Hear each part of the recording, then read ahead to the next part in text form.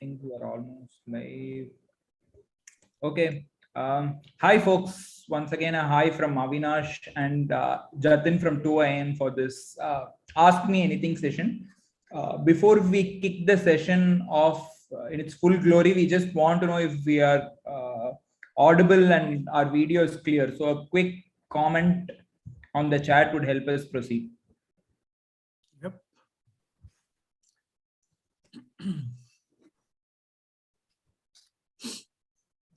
We are just waiting for some confirmation, Jatin. Yeah, there's a bit of a lag as well. I mean, it's always there with live, so let's see.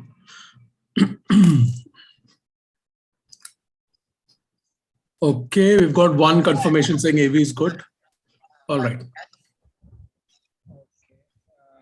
Okay, looks like there are a couple of people who've confirmed. Can a few other people confirm as well if you can hear us and see us all right? Okay, AV is good. I think Avinash, we're good to go. Looks like it's good, yeah. Maybe you can just introduce yourself, Jatin, and we should start from there. Sure.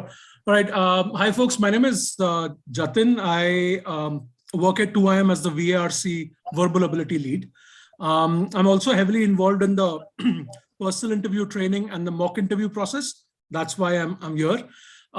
In terms of experience, I have about 18 plus years of experience in the corporate world. So before 2IM, I was a part of Google for about 13 years in different roles, sales, digital marketing, operations, training. And I did a ton of interviewing there as well for freshers and tenured candidates. And before that, I have a few years of IT training experience. And that's it about me.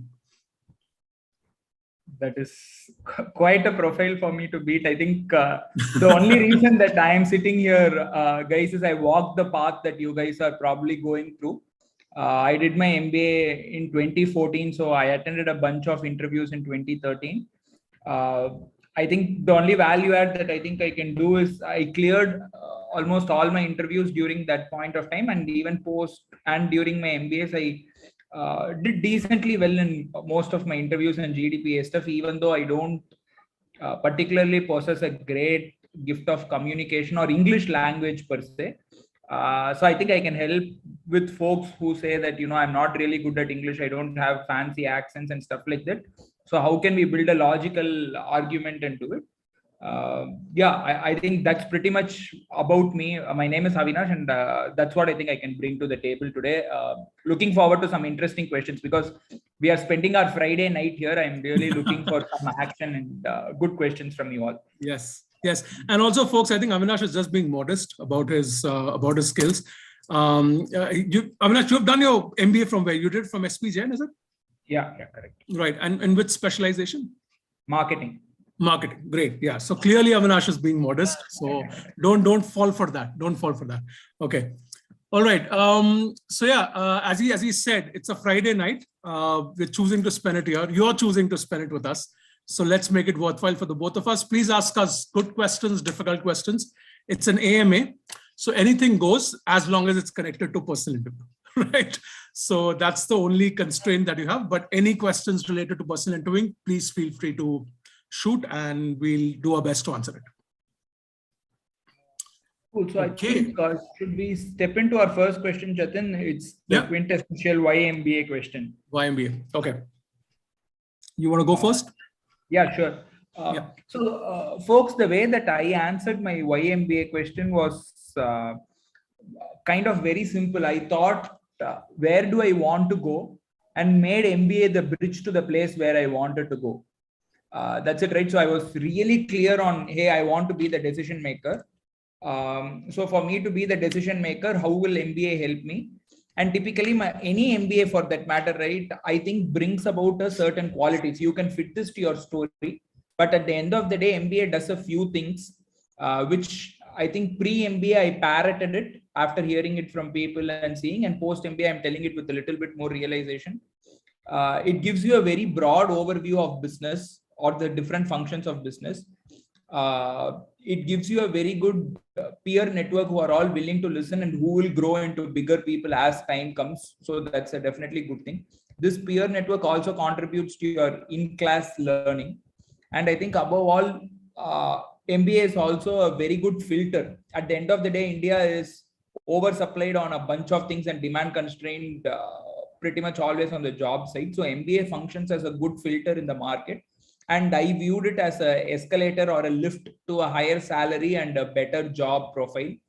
And I was pretty transparent about it because I knew post MBA, my salary was probably going to become 3x of what it was pre MBA. I was in an analytics space similar to any other IT role and stuff like that. So I was pretty transparent about it. And these were essentially my answers to building the YMBA. So you can just remember the 4 aspects of what an MBA does and then fit it into your profile. That's how I approached it. Right. So just to add to that, I think one tip that I have from a structure standpoint, right? When you're structuring these your answers, and especially YMBA, one way to make your answers stick is to clearly divide that into, let's say, for instance, if you have 3 broad reasons of doing an MBA, right? Start by saying that, I have three main reasons, 1, 2, and 3, right? So if you structure it like that, the chances of it sticking into the panel's minds are more. I think that's one tip that I would give, which is sort of a generic tip for all answers, especially for YMBA. And the second thing that I see students doing a lot is, when I ask them why MBA, the answer that I get often is, I want to take up managerial roles, right? Or I have an interest in management. That's very generic. It's not going to cut it, right? It will just seem like that you want some kind of senior role in an organization where you want to lead a team. That's it. Rather than taking that route, I would say convince them of your interest in business, right? If there is a certain business area that you're curious about or interested about, bring that up instead of management, right? I would bring up something connected to business. Let's say if you're inclined towards marketing or operations, provided you have some level of curiosity and interest in that area, I would bring up those aspects. I think that answer becomes more convincing, right? And a couple of other options. Again, choose something that's authentic for you. So a couple of other good options are you inspired by some leaders in your organization who have MBAs from Premier B schools and they're doing really well? If that's the kind of role that you want to do, you're ambitious, you want to see yourself there, you can bring up that point. If you're somebody who's good at academics and has been away from academics for, let's say, a couple of years because of work experience, you can take that route as well, right? That, I thrive in academic structure, I want a structured learning curriculum, so I'm going there, right? So few options there, but choose something that's authentic for you. Don't sort of like make it up. Otherwise, it'll just seem contrite. Yeah. Cool. Should we go to the next question? Yeah. How to justify volatile grades across 10th, 12th, and grads? How to justify volatile grades across 10th, 12th, and grad? Okay, that's an interesting question. Now, volatility can mean different things, right? One thing is, if you have had an upward trajectory, that's a good thing, right? So let's say if you did 10th, 12th, and your grad, and there is a clear sort of upward trajectory, that is something that you can bring it up, right? Saying that, okay, you know what, I accept, I acknowledge I didn't do well in 10th and 12th, but I learned my lesson and then I did well in graduation. So that upward trajectory is a good thing. If let's say you have weak scores across 10th, 12th, and grad, right? One thing that I always tell people is anything that's about your mistake or area of development, acknowledge it upfront, right? So if you have, let's say, weak scores, say that, I accept my scores aren't great. Okay. I wish I could have done better. I think I have the potential to do better. I didn't put in efforts and I regret that. I've learned my lesson. And if given an opportunity sort of to, do a MBA from a good B school, I'll make sure to perform really well in case your scores are across weak. I would just say acknowledge and then, show them that you are sort of like ready to do well academically. Avinash? Yeah, I think, Sparsh, the answer to that question, I would kind of approach it in 2 ways. One is, this is where your style of communication is very important. So what I mean by that is you can have a very relaxed, casual style and, have a slightly funny tone to your communication throughout. And you can still go out and tell, hey, we all know how college is, right? I took the 4 years off to have some good time. I did not really put effort into this.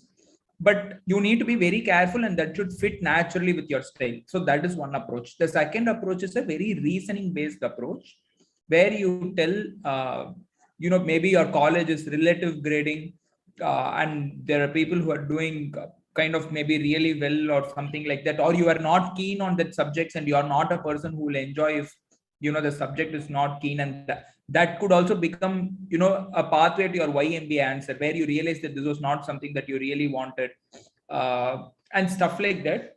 I'll tell you what is very important. Avoid two things, which is the do not do's. One, do not blame the system, right? So for example, the answer should not be that, hey, who cares that the exams are important, it is just by hearting stuff that I have to warm it out, I don't want to do it.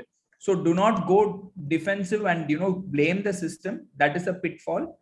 Second is, do not tell an answer where you can get trapped. What I mean by that is, let's say your 12th marks were low and your graduation marks are high and your 10th marks are high. Do not go there and tell, hey, I was preparing for IIT and hence I couldn't do it, because the question then directly becomes, so can't you multitask, right? It should not be an answer which can lead to other problematic typical questions. So if you have got low scores, you have got low scores. There is no easy way to defend it. Acknowledge it's good, keep it with your tone, but do not tell an answer that either blames the system or gives them an opportunity to come back to you and make the interview about it, right? And you can turn it into a positive spin as well by telling, hey, how your job, you learned about that during your job experience, or you caught up that while preparing for MBAs, whatever the case may be, and move on from there. I think I would take it that way. Yeah, I think I completely agree. I think that system that point about blaming the system is very important. Please remember that on the panel, invariably you're going to meet senior professors, right, who are from the academic world. So in that interview, blaming the academic system is a recipe for disaster, right? Just keep that in mind when you're framing your answers. Please don't blame the system. As Avinash said, and I said previously, acknowledge it and show them that drive that, you've learned from your mistakes and you're going to do well in your MBA program. So yeah, I agree with that point wholeheartedly. All right. I'm seeing a lot of interesting questions. That's good. That's good. Makes it worthwhile. Let's see. We have Soumya Srivastava's question. What can I do if I haven't prepared my ACAD section and 2 days left for my personal interview? So should I just go? My question, follow-up question is, what were you doing all this while? Why are you in this situation in the first place? just on so Soumya, I was exactly in the same position. I did chemical engineering. I think the reason is I don't know whether you're in the same boat. I wouldn't say it was lack of time. It was just lack of interest in picking that engineering book again and turning it through. Right? It is just so boring and vain that after 2 years of work, I didn't want to do it. I did not earnestly prepare. My only thoughts or suggestions that I can give is play your interview well, right? So what I mean is, in your tell me about yourself, give them some other 2 or 3 meaty things that they can go after, right? I hope you're not a fresher. I would like to know if you're a fresher or not. Maybe you can just comment below. Let's say you're not a fresher, please make sure that you have adequate emphasis on the work experience, so that the image that they have associated with you is about your work experience, right? One. Second, do not talk about your engineering and graduation and all those things in your tell me about yourself at all, right? So that is one way to sidestep that question coming your way. Point number 2, prepare some of the very broad questions in your field. So what I mean by that is, for example, I was chemical engineering. They asked me questions like, draw benzene structure, like that hexagon structure. What is thermodynamics, first 3 laws? So just pick up the most plain vanilla stuff. Do not go after, like some of the tough things and all. Just go after the most plain vanilla stuff. Say from a gate paper, or like, where they tell the basics to gate would be there, not the gate paper, the basics to gate. Whatever are the basics, just give a skim through. Point number 2. Point number 3, your mentality is very important. You should not go in with the feeling that, hey, if they ask this, I'm screwed. And once they ask it, you should not become all jittery. And, often it could be some very simple question that you can answer with logic itself.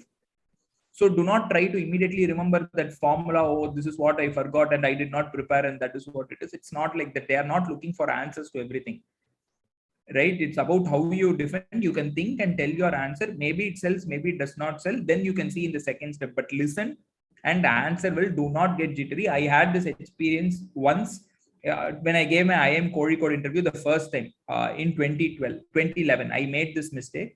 I was very jittery about my fundamentals in engineering. And as soon as they asked that question, it was like I almost fell at their feet telling, please don't ask it. And that turned against me. So don't have that feeling.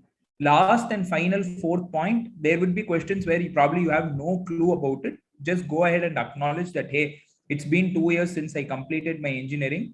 I would have loved to remember some of these, but I honestly don't. And that's the reason probably that I'm not doing a MS or going in that line, and I'm more inclined towards management. This is how I would kind of go about it. 4 points. You can structure it in any way, right? Completely avoiding it is also a good idea. I think that should help. If not, you can again post it in the chat and we can answer it later as well. Yeah. And just a couple of very quick additional points. I think, and I think Avinash sort of alluded to that. See, in terms of when you don't, whenever they ask you a question, let's say in this case, an academic related question, you have no idea, you acknowledge it saying that you have no idea at all. If you have a little bit of an idea and you can take an intelligent guess, start by saying that, I don't remember this in depth. I don't have the details, but I can give it a shot. Set that expectation and then take an intelligent guess, right? Make sure it's an intelligent, rational guess. So, that's better than saying I don't know, provided you have a little bit of an idea. So that's one. And second, of course, you have 2 days, right? Usually they go to the basics. Okay, usually what they do is they ask you basics about your domain. There are some topics that keep coming up every now and then, depending on the domain. Maybe read the interview transcripts from other students. And since you have very limited time, prepare the basics on those lines, on some questions that keep coming up again and again. Or if you have a favorite subject that you still sort of remember, go a little deeper in that and, try to steer the interview in that direction. So let's say if they ask you about a subject which you don't know, say that I don't know, but, I'm good at this. This is my favorite subject, and sort of hope that they'll go there. So just a couple of tips there. But yeah, once you're done with this interview, Soumya, which is after 2 days, for your next interviews, please start brushing up your ACADS. Okay. Sometimes interviews just start with the ACADS, right? So you just have to, there's no getting around that. So please start preparing for your next interview. Soumya, if you are a fresher, honestly, I see that you are a fresher. There is no way around it easily. You can expect questions, at least brush up the basics. Think that there's that first approach I told you cannot sidestep. You are going to get the question. Figure out which approach you want to use to answer the questions. 100% you are going to get, and I can tell you that if you are feeling that I have not brushed it up, you are not going to know the answer. So figure out some way to how are you going to handle a situation when you do not know answer to a question. Get some really strict interviewer to take an interview to you who will kind of rip into you for not knowing this, but at least all the bad situations you would face in that interview, and then you can figure out the answer. You can probably do that tomorrow. Yeah. And again, I mean, Soumya, see, not everything is lost. You have 2 days. If you've prepared other areas, if you're good in the other areas, then invest that 2 days that you have in academics, right? Don't go crazy, but brush up the basics. You can do a little bit in 2 days, right? Provided the other areas are sorted. Okay. All the best. Okay. All right. We have a question from Subramania Sai, right? Okay. So it says, if I want to pursue management in the rural management area, how can I justify that I fit well in rural management without having worked or lived in the rural area? I think I would be interested to know why, first of all, you prefer the rural management area, and how did you get the connect? I don't know if it is by choice or by force that for your scores or whatever profile you have got only a rural management specific thing. I'm not sure, but that answer is something that you should think through. This is very important. Of course, it's again not important for you to be a rural management person to be in do a rural management course, because 99% of the people who come into marketing domain have never done marketing. Yep. So is the case for finance, so is the case for ops or whatever. So city or the style of management is one more specialization, if we call it, right? So most of the folks who come into the specialization or whatever they take, they have not done that before. So that should not be a deterrent. But why are you interested in that is something that only you can answer, I would say. That, but justification is not, it's not like too hard, I would say. You can tell why you like rural for a bunch of reasons, and the answer can be, see, you're all young. At the end of the day, right, probably till 23, 24, you're more at the mercy of your parents' choices and what decisions you take, and what essentially people have not made a conscious choice of what they want to do till they are 28, 30 in India, right?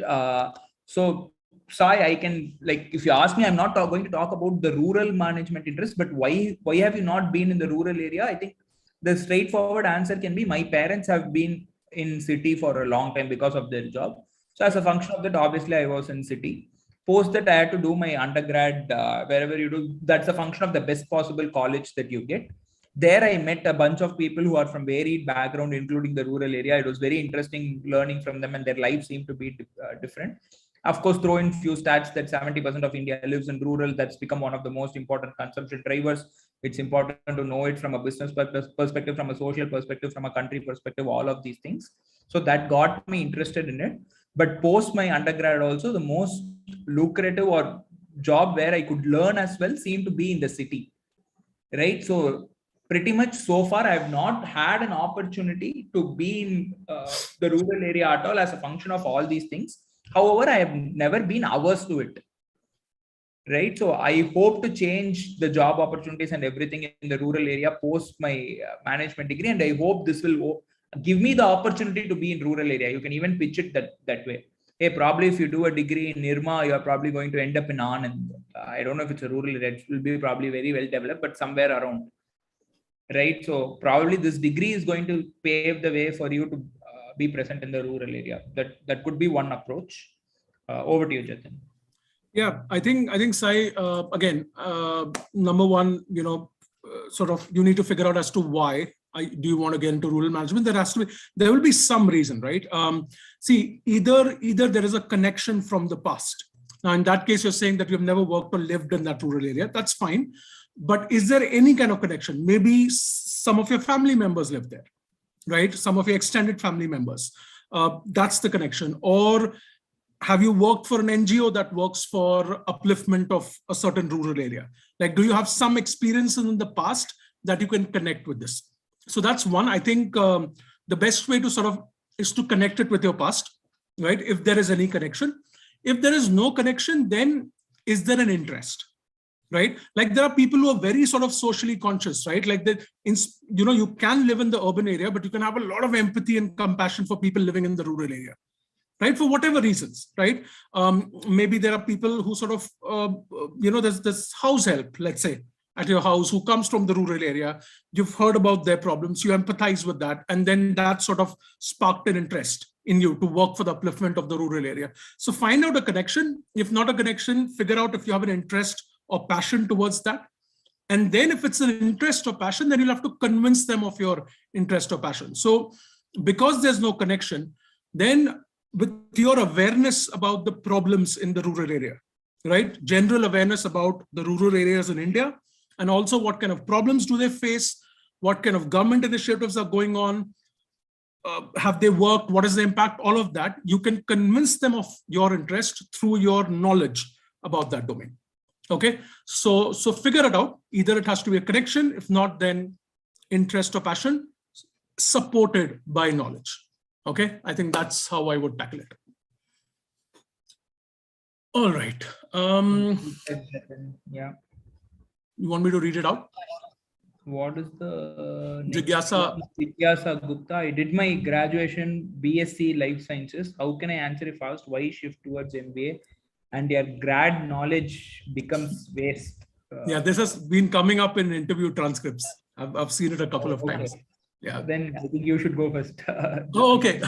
No, I've just read the question. I haven't really thought about it. But yeah, okay. Let me give it a shot. Okay. How can I answer why shift towards MBA and your grad knowledge becomes waste? See, first of all, when they bring up something like this in this tone and verbiage, right? Oh, your grad knowledge is all waste. This is most likely to get a rise out of you. Okay. So there are some panel members who do that, right? They try to create a little bit of stress to see how you react. because their thinking is that I'm going to put pressure, and how does this candidate react under pressure, right? Is she calm and composed? Can she think rationally, and all of that? So a statement like that is probably to get a rise out of you. Okay, so don't fall for that. Don't get anxious or nervous, right? First of all, just smile and say that, okay, it's not connected to what you have done, right? An MBA is not connected in terms of content and curriculum. You acknowledge that, right? But that's the case for a lot of students. It's not just you. And number two, think about the transferable skills, right? Have you picked up some skills during your graduation that you can map to, let's say, managerial skills? Okay, think on those lines. So there's no match with the content, which is okay. It happens with a lot of people, and acknowledge that. But think of skills, transferable skills, like in let's say, for instance, life sciences. And again, I'm not from that background, but I don't know, eye for detail or research, right? Let's say, for instance, you did some kind of research. Think of those skills that you can connect with MBA or managerial skills, and shift there.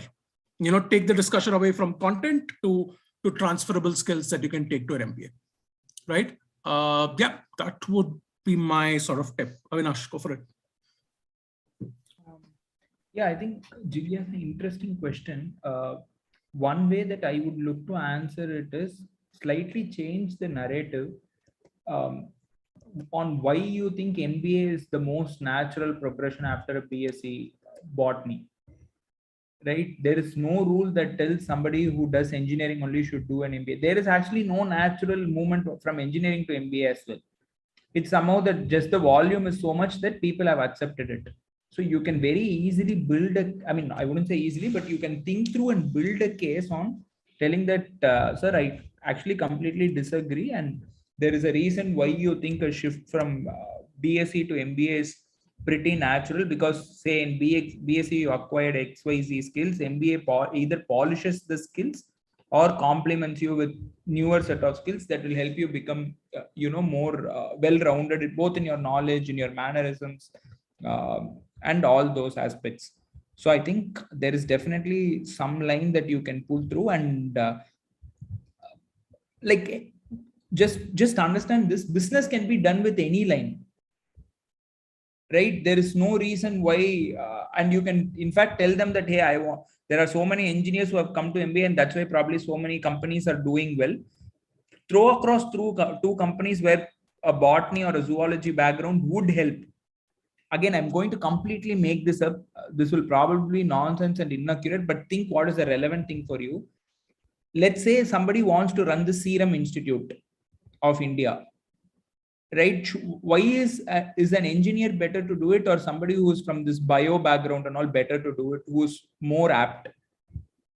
Right? So who can run R&D divisions of pharma companies?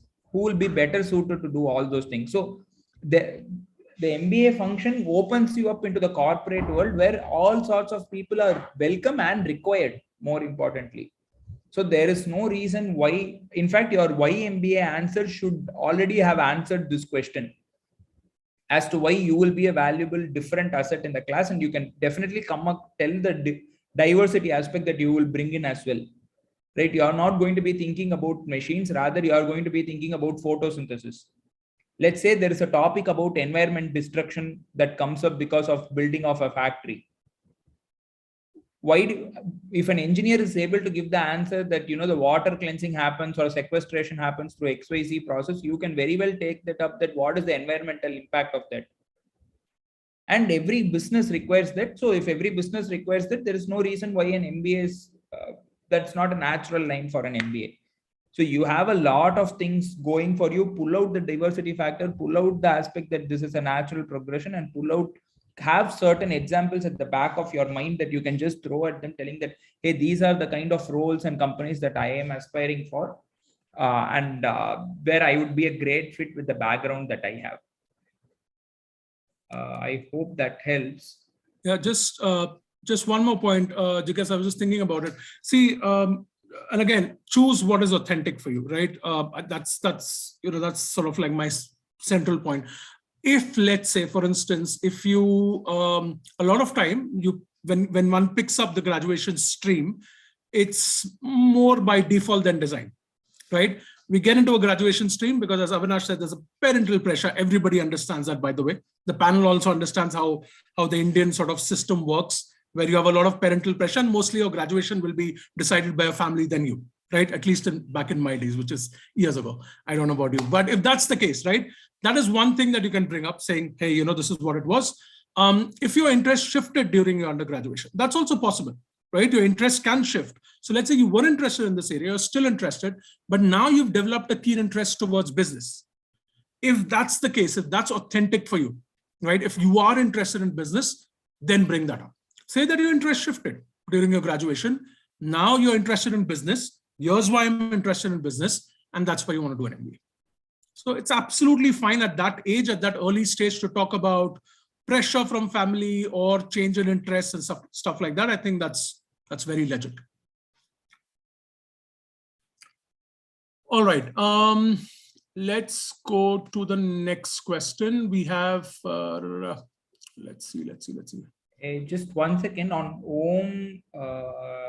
So there's one thing on SIBM, right? Om Prakash Deshwal. So I don't think we'll be able to take that up. Yeah. Om Prakash. So thank you. I see that you are repeating it the second time. Unfortunately, this is not the forum to answer that question. You can reach out to one of our folks from 2IIM, and I think they'll be most happy to give you more relevant and contextual advice based on the choices that you have and all those things. So we'll not be able to answer that question, but all the best. I think it's definitely a good college. I will leave it at that. And we can move on to Ashish's question.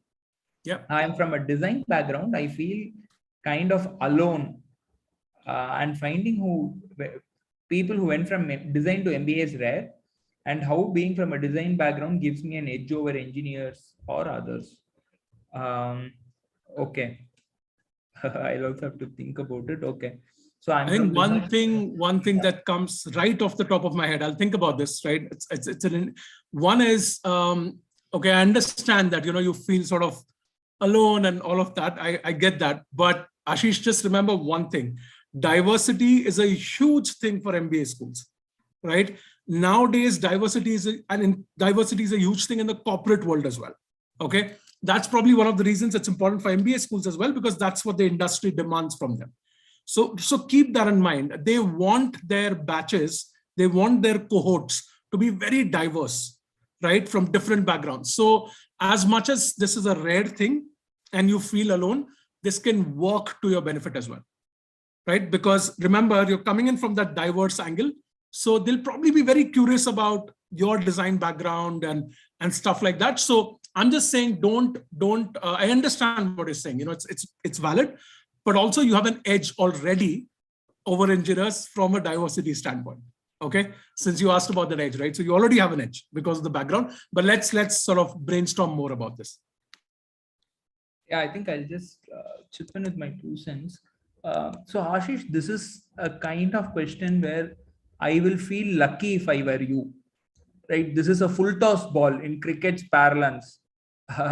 It's a overhead smash in tennis. It's a penalty in football. I could go on and on, right? For you, this is like a very good question to go after because of a bunch of reasons. Diversity for diversity's sake, but also it's brilliant that there is this concept of left brain and right brain thinking and all those things. And you have all these engineers whom I think are alluded to as left brain thinkers. And now you're coming in, Jatin, correct me if I'm wrong, because Google is the father of all these kind of this thing. But yeah, you're coming in with the left brain. You have a bunch of people who are left brain, and then here you are from a design background coming in with your right brain thinking. Obviously, you add a lot more value to every single case. Now that is one. Point number 2, let us take some of the most successful, some successful companies of late. Most of them are tech based, right? Now to run any successful tech companies, you need, of course, a brilliant tech engineering and all those things in the back end, but the front end is completely governed by UX and UI. The reason why Facebook is so successful today is because of their like, share, and all those features being so easy. and designers are an integral aspect of all those things, right? So as more and more of all this digitalization comes and new age companies comes, designers are very much needed to do very well. And if a guy has both, they don't go cranky on the design, because sometimes designers have this thing that, I need to get in something at all costs. You will be the one who's able to manage it. This is what the design brings to the table, and this is what the business demands. I can bring both of them together. Who better than you to create, run an app based business? You will know so much about the UX UI, that is the customer facing thing. Like, imagine this is like the sales engine of 25 years, 30 years back. The best managers in Hindustan Unilever were the ones who knew how to run a sales ops. In my opinion, the best guys in the next 10, 20 years in an app-based economy are the ones who know the best design, because they have to present it to the customer. That's if you see the market around, you will see, I think product managers are essentially this. They have a decent sense of design. They have a decent idea of business, and then they merge the two through execution and program management, right? So you are an extremely good asset, I would say, and you should really hit this point home, that you can build and bring in different aspects which are required at this point of time more than ever. 25 years back, designers were limited to, doing Nike's logo and Apple's logo. That may require only pure designers, but today's app-based economy requires business-minded engineers and business-minded designers, and you're way up the rankings on that. I hope this helps. You should really crush this question. Yeah, and also Ashish, just one more example for you to think about, right? Again, in terms of talking about design, if you look at some Google products, right? Let's say look at Google Pay, for instance, and compare that with, let's say, Paytm or even a Phone Pay. Look at the differences in interfaces, right? Google has this style, and they focus a lot on designing and visuals, right? They always strive to keep it simple, right? If you look at the Google homepage, it's not cluttered. If you look at Google Pay, it's not cluttered, and that works for them, right? So there are like huge sort of like very experienced design folks working in the background to bring this to life, and it really helps their products, right? So think of that, and also like as Avinash said, right? Of course, again, think of transferable skills. So you're asking us, how does it give you an edge over engineers, right? Engineers come with certain skills that they can fit in an MBA program. You likely have those skills that most engineers don't have, right? Again, I'm just talking in a very general sense, but think of those skills, right? Take yourself, take a standard engineer, and think about what skills would you have which an engineer might not possess, right? One is creativity that comes into my mind, very broad, but think of other skills. I'm sure there are a number of skills that you bring to the table that an engineer or any other candidate might not be able to bring. Okay, so yeah, definitely you have an edge already. Think about it and see how you can capitalize on it. Cool. We can move on to the next question. I think it's from Akriti Chauhan. I'm an analyst. Why shift to HR management? How to handle this question? Do you want to take it, Jatin, or should I? Yeah, sure. HR is one of my sort of like a wannabe HR. I never got a chance to do HR. I actually, to be very honest, I can share this. But in Google, I tried for an HR role a couple of times, actually. I'll be honest, right? I didn't get through. So that's like a sore point that I have, that I didn't get through an HR role. I always wanted to do HR. And at some point in time in my life, hopefully, I'll get a chance to do that. I've just had a career change. So no, not a good idea right now. Very happy doing what I'm doing, but down the line, yes, hopefully. Okay, anyway, so let's talk about this. I'm an analyst. Why shift to HR management? Now, okay, what are your reasons for shifting to HR management? Okay, so for instance, if I look at myself, when I was trying for HR, I was doing digital marketing. Okay, same thing, right? No connection to HR. Why am I moving from digital marketing to HR? At that time, I was very clear about that. Okay, I'm interested at that time, I was interested in university outreach. Right? I wanted to go to universities, do placement presentations, establish relationships with universities, and get the best talent from there for Google. That is what I was very interested in. I always wanted to work with students, right? That's one of the reasons I'm here. So the thing is, you need to dig deeper and figure out why you want to move to HR. Okay. And if your interests are convincing enough, it's absolutely fine. I'm guessing you're in your early stages of your career. Okay. It's always great to try as many things as possible in your early stages so that you can figure out what you like. You tried being an analyst. I'm sure you're good at it. You're still interested, but now you've developed a keen interest towards HR. But articulating why you're interested in HR is very important. Okay. And one general tip that I'll give for folks who come in and say HR in interviews, right? I'll ask, for instance, the interview will ask you, why are you interested in HR? Don't say something like, I like people. Okay. And that's why I'm interested in HR. I like people. I'm a people's person. So that's why I like HR. Very, very generic. Doesn't convince anyone. Everybody says that. Dig deeper, figure out what HR is. What are you interested in? Are you interested in recruitment, talent management? Are you interested in analytics? Are you interested in university outreach, for instance, or are you interested on the policy strategy side? Right? Number of things there. So think about that. Diversity and inclusion. That can be one area as well. Think about why you're interested and bring that up. But and say that you analyst is great, but I've developed a keen interest towards these things, and that's why I want to make it a shift. And MBA is a great way to shift, by the way. A lot of people take up an MBA to change their domains. So that's why you're doing it. Okay. Super. Nothing to add from my side. We can move on to the next one. Yeah, Arundam Chaudhry's, right? BTech biotechnology fresher. Can I expect a lot of academic questions? Yes. I think the answer is simple. If you're looking for another answer, sorry, I will not be able to provide it. I think you'll be tested on academic questions. What else can they ask you? Come on. Right? So at least, I don't know whether you have time or not. Know all the hottest topics, know all the good biotech companies. I'm expecting a lot of questions from COVID related companies. They may or may not be biotech, but for the layman, they are all biotech. So just understand all those COVID related syringes, injection. What do you think about boosters? What is the profit that Pfizer is making, Johnson & Johnson is making? What is the brand names of all these industries? How would you have handled it differently? Bunch of these things you should know end to end. And you should know the end to end. I mean, the business aspect, you should also know the technical aspect, I'm guessing. Is there like a dead virus that is being implanted into the body? What is the reaction? What happens when Delta comes, Omicron comes? What is the spike protein? Does it attach? Does not attach? And you should be able to give more than what an economist article is able to give. Again, you cannot tell the spike protein attaches with this and this is the mutation and that happens. That though everyone, what happens more is something that you need to answer. But yeah, with my limited knowledge of biotech, you will get biotech related questions. What in biotech related, I have just kind of gone ahead and told whatever comes to my mind. This will be like a 1% of it. And again, I'm also not from biotech background, so I won't go deep into that. But one general thing that I wanted to bring up, if that's not already clear, I think it's probably is clear with most students by now.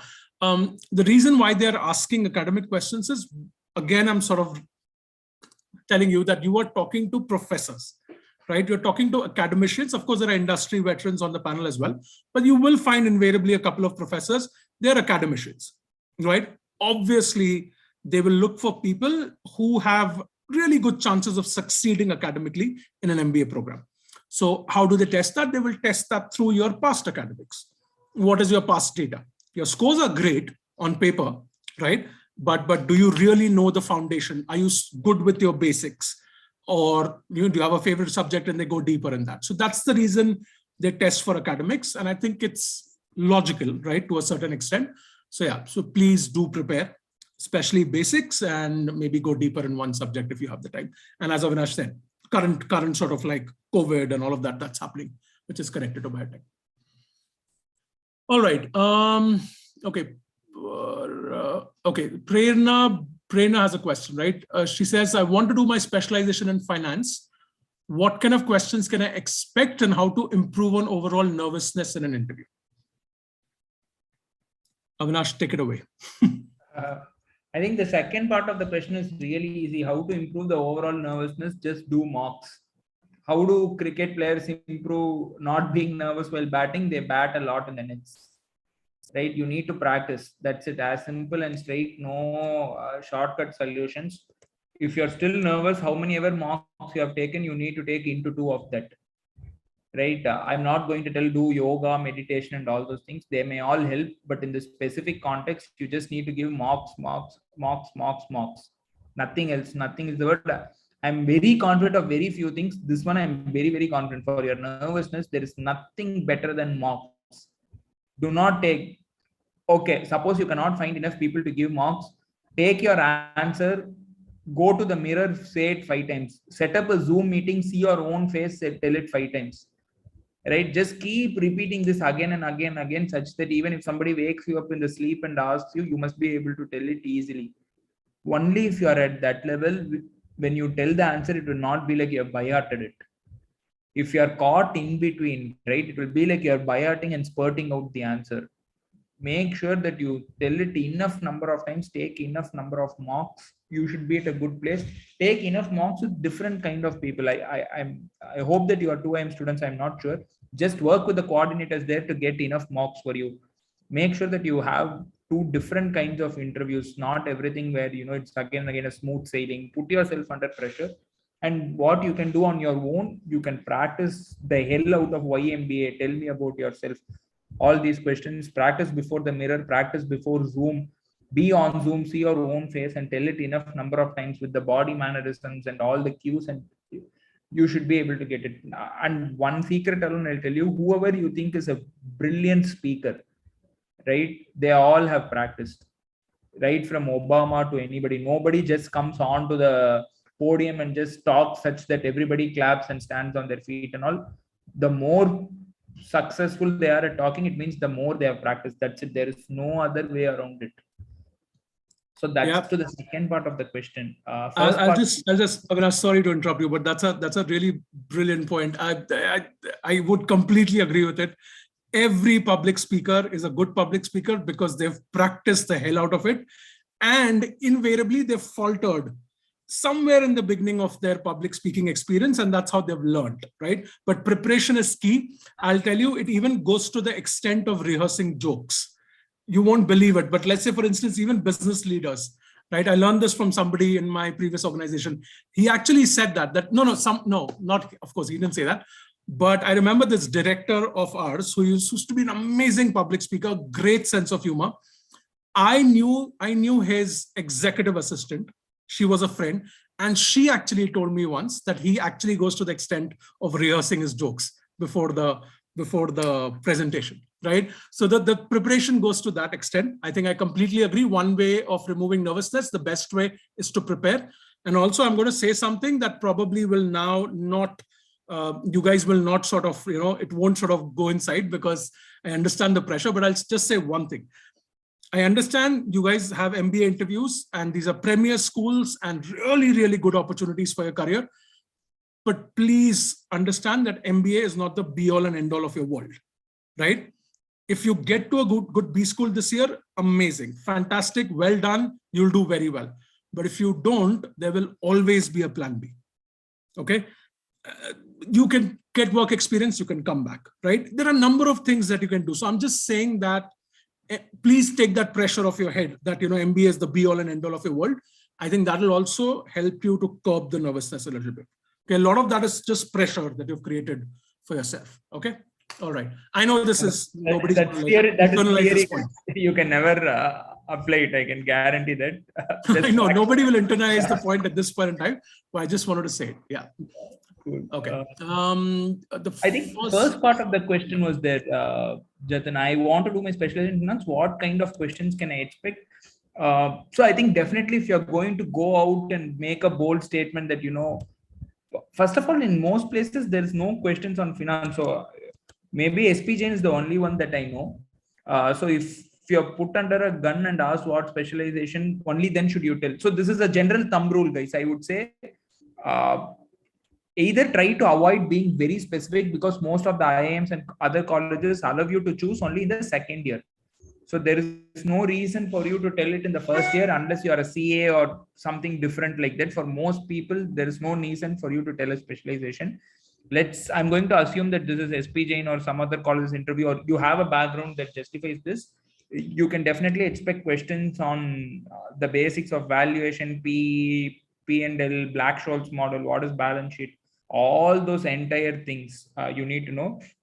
Probably you need to know a bunch of things around cryptocurrency, because that is the happening topic in finance, NFTs and Bitcoins and all those things. And also maybe a couple of examples, understanding what the 2008 financial crisis was also. Again, I'm not sure if they'll ask so much, but these are, I think, reasonable things to definitely know. This apart from the very, very basics of finance.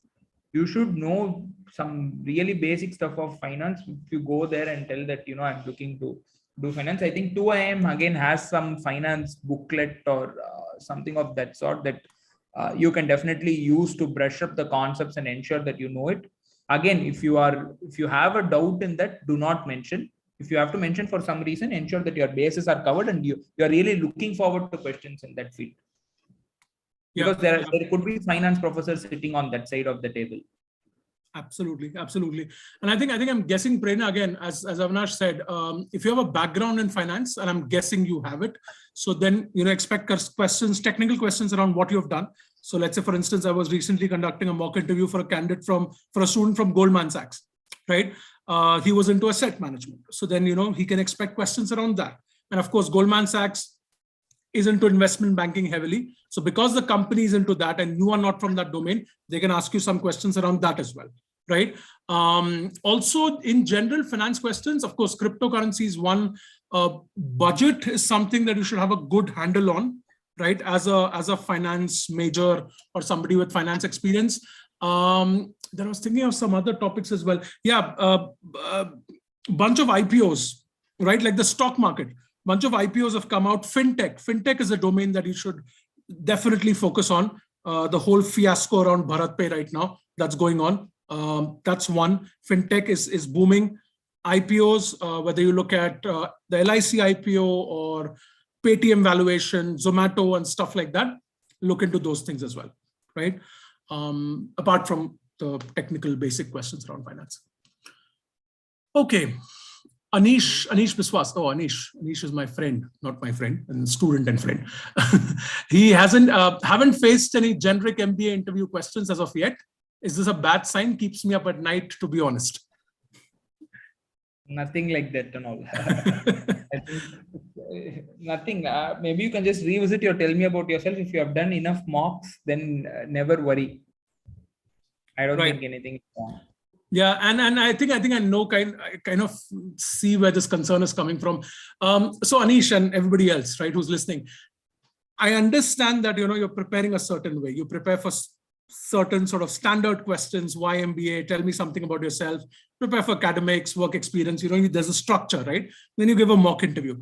But remember, interviews can go in any direction, right? There are interviews where they start directly from academics, and most of the interviews are academics. In CAP, they ask you factual questions around GK, Lok Sabha seats, population, this, that. Rohtak, I've seen Rohtak nowadays, again, looking at the transcripts, Rohtak is also focusing on GK and current affairs. So what I'm trying to say is it goes in any different direction. They can pick on any aspect. So, of course you prepare for the standard questions, but it's not necessary that will come up in all the interviews, right? But again, it didn't come up in CAP, it can come up in some other interview. So prepare definitely for the standard questions. But it's not a bad sign at all. It can go in any direction. Yeah. Right. Okay, the next question is from Nilansh. How to go in preparation of GK and current affairs? I've seen CAP and other interviews being highly GK heavy. Over to you, Jatin. I actually never prepared for GK during my days. All right. Again, I can just, in terms of structure, usually Nilansh probably already knows this, because he's one of our students. Deep in preparation of GK and current affairs, I've seen CAP and other interviews being highly GK heavy. Yeah, you're right. CAP can be GK heavy. And they ask factual questions in CAP. As I said, Lok Sabha seats keeps coming up a lot for some reason. Population, number of districts, Rajya Sabha seats, chief minister, mayor, all these factual questions. If you ask me, these questions don't have a place in an interview. There should be a test, like how XLRI does it, right? For GK. You don't ask factual questions in an interview, but that's a totally different topic, okay? Nobody cares what I think about how CAP conducts the interviews. What I'm saying is, How do you prepare? So generally, see, it's very vast. Invariably, most students will come out of the interview not being able to answer 1 or 2 GK questions or 3 GK questions. Doesn't matter, happens with everyone. But how should you structure it? I would say focus on current affairs related to your location. Let's say if you're in Chennai, then focus on Chennai and Tamil Nadu.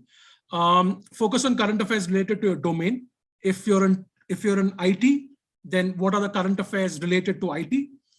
Right? Those are 2 main aspects. And then major issues happening in India, major issues happening globally. Right? That's the structure I would take, because usually they connect it somehow to your location or to your domain. Okay. Yeah. But again, it's very vast. So read as much as possible. Don't go crazy. Every day, read a little bit.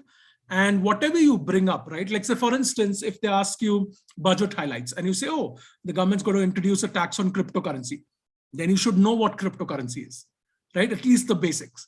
So just sort of, I would say focus more on breadth, right? But at least understand whatever you're bringing up, you should understand those terms. Okay. But yeah, it's vast for everyone. So do prepare, but 1 or 2 questions, if you're not able to handle, don't worry too much about it. I think just on the time limit as well, guys, we are almost 1 hour into the session. I think we'll probably continue for maybe 10 more minutes. I don't think we'll be able to take any more questions. So till whatever is there so far is what we'll be able to answer. But we can move on. Okay. Nighthawk. Oh, that's an interesting ID. Sir, how to answer why finance and MBA? As I only have interest to study and no other reasons. So yeah, so I think one good, at least starting point is, why do you have interest to study finance? Yeah. I think there's just one more level, right? So you have interest to study finance for what reason? You find it fascinating for some reason. What aspect of it you like? So just mention that. So let's take this answer in 3 steps. Okay. So one is, you need to tell what aspect of finance that you like, right? Finance actually itself is too broad. It's just not rupees and paise and dollars or whatever, right? There is equity finance, there is banking, there is asset side, sell side, investment banking, so many different stuff that is there within finance, accounting. So what aspect of finance do you like? Why do you like it? Are you well covered with the aspect that you are mentioning on, the one that you like? And finally, the 4th aspect is, connect whatever you have told with whatever skill set that you have, and just vet it with somebody who's in the finance field that this is a correct skill set. So what do I mean by that? You can very clearly tell, sir, I like to do finance because 1, I have a penchant for numbers, right? I like just working with numbers and dealing with numbers, and immediately give some example. Whatever you tell, there must be some proof, right? So it could be because you are working in an analytics field. It could be because, you know some stats, XYZ or something, right? So just tell, you like working with numbers. It could be your attention to details. It could be because you have worked at a very young age in the finance function. Maybe you're a Marwadi, I'm not sure, where you have seen people in your family work with finance and you think that is a great way. Or you can even tell a very 4th different answer, like ultimately in a capitalist economy, one of the constraints is finance, and probably that is being the most valuable resources in terms of allocation, and what are we getting in return for it, right? So that aspect probably draws you to finance. Figure out what is this element and then go big on that element, and then match your skill set with that element on why you think. See, your interest is one thing, why you will be successful in that is a completely different thing. Both needs to come together for you to get that answer right. Yeah, that's it, Jatin. Okay. Just one more quick thing here. Again, Nighthawk, I'm going to address you as Nighthawk. You're saying that you want to do finance in MBA because the only reason is that you have interest to study. I'm sure you want to build a career in finance post that as well, right? So think on those lines as well. If there are certain areas that interest you and you want to develop a career in, okay, again, you don't have to go and say, I've made up my mind. We always, as Avinash was also pointing it out, when it comes to specialization, post-career plans, it's always best to say you're inclining towards, leaning towards, right? You sort of like be a little cautious, otherwise they'll come heavily on you with questions, on what data have you based this decision on? So I'm sure you have some idea of where you're going post your MBA in the finance world, right? So talk about that as well, right? This is what excites me. I want to maybe a couple of companies that you're excited about working in, or a role that you want to get into. You're gonna think on those lines as well, right? And you can bring that in your answer. Jatin, I think we should also go a little fast with the answer. Yeah, sure. Rapid fire. Next, let's do rapid fire. Yeah, one of us could take. So next one is question from Shivani Priya. How to justify the question of what value you bring to the class? What are some good questions to ask at the end of the interview? Yours, Jatin. Sure. And I'll be very super quick. How to justify the question of what value to bring to the class. Shivani, this is where you have to think about your strengths, right? What are your strengths? What are your core strengths? And be authentic about it, right? Think about what your strengths are, okay? And that's the value you're going to bring to the class, right? Also think on these lines. What sets you apart from a standard MBA candidate, right? What is unique about you? Every individual has something unique, right? So this is where sorry. This is what happens when I'm trying to go fast. Sorry. Think about the strengths. Think about your USP as Shivani. Bring that in. That is where how you have to frame your answer. What are some good questions to ask at the end of the interview? Now, what I think the best strategy here is to research the institution that you're getting interviewed at. See, if you want to join a company, you research about the company, right? For Premier B schools, you're expected to research about them before you go to the interview. So for instance, if you're going to XLRI, research deeply about what XLRI is all about.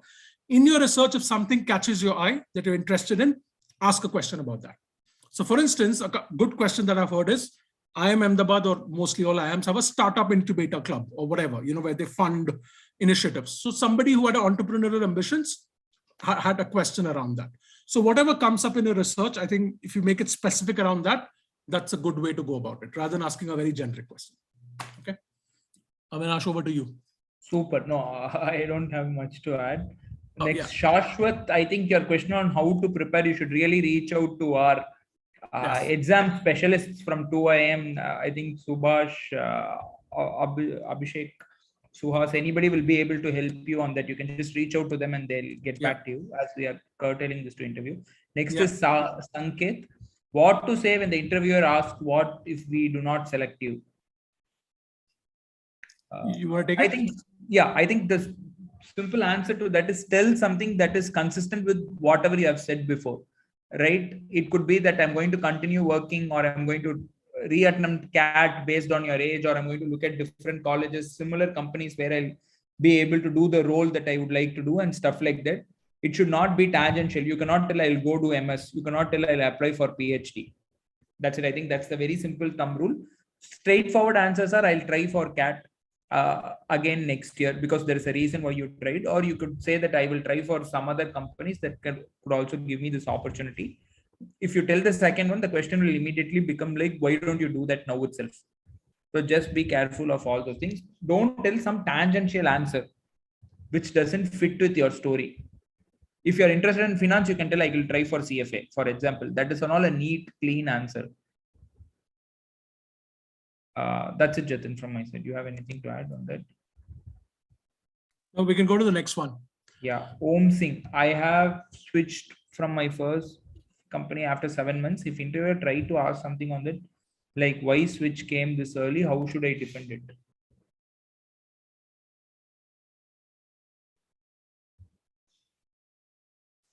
You're on mute, Jatin.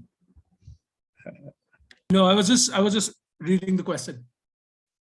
If you have some thoughts, go ahead. I'm just going to read it and think. Yeah, sure.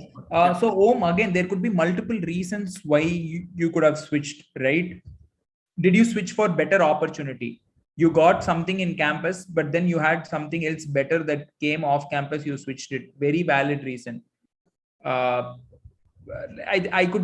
see that as one of the second reason. You thought the company was something when it came to campus, but it did not turn out. There were false promises that was probably done by the company. So you went to a different place.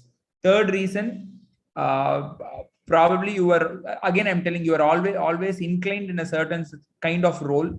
let's say you always wanted to do core jobs, you went into IT because that's the first company that came to your campus for safety reasons, you took it. But now with that safety net, you have moved to something else that is more relevant. Right? I think all of these are very, very valid reasons. Or the fourth reason, even you can tell that when you went into the company, you did not like it for some reason. You were not comfortable. You did not feel that you fit in culturally well with it. So you moved on. So I think all of those are very, very valid reasons. Non-valid reasons, I would say, is, it was too hard for me to work there because it was 12 hours job or 14 hours job. Or having a tiff with my manager was the reason that I moved out. Even pay actually is a fair reason, but it's like people kind of cringe when you tell that. So all of those things are points that you could avoid, in my opinion. Okay, I think Avinash, we have 5 minutes remaining, right? Yeah. Should we just pick one question each and then answer it? Whatever like catches your eye.